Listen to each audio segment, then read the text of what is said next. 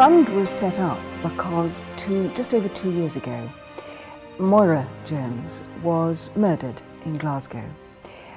She was the only daughter of Beatrice and Hugh, and the circumstances of her death were so dreadful that I don't think those of us who have never been touched by anything like that can ever imagine what family, parents would go through. Parents don't usually, of course, naturally expect to outlive their children. If they die of an illness or in an accident, I think that perhaps in a way that's something that you can come to terms with. But when someone dies a violent death at the hands of another individual, that makes it all the more difficult, the more painful to come to terms with. And they, as a family, clearly went through hell.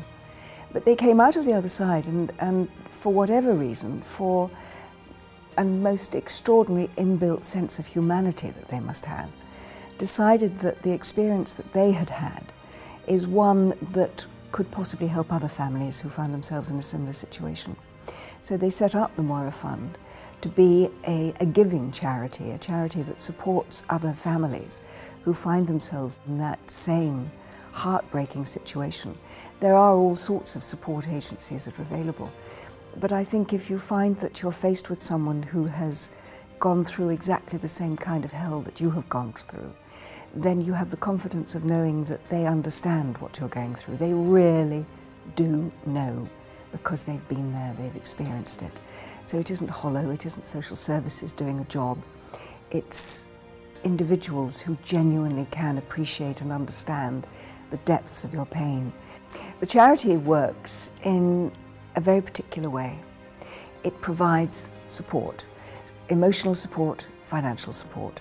It could be quite simply that people need to get away on a retreat, that perhaps they don't have enough money as a family to pay for a proper funeral, that there are all sorts of ways in which they might need financial help, getting other members of the family to come and support them at a time of grief. So financial support, yes, but emotional support also in ensuring that people have counsellors, so they provide that as well. The fund's been established for just over a year now, and in that time they've been able to help an enormous number of people all over the country. And just as importantly, they've got a terrific amount of support.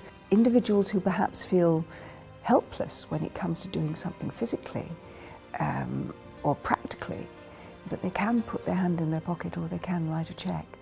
And I think that in the just over 12 months now that the charity has been formed, it's made an enormous impact. I suppose if we were being flippant, we would say that it's already punching above its weight, but I think it's punching in an area where clearly it was needed. And I think the fact that it's doing as well as it is and helping as many people as it is and has become, I think successful in this context is the wrong word, but it's getting the right profile and people are recognising the importance of what it does. The fact that police services are coming to the Moira Fund and saying, please will you help us? They're getting the recognition that they deserve for doing a job that no one else is doing in quite the same way.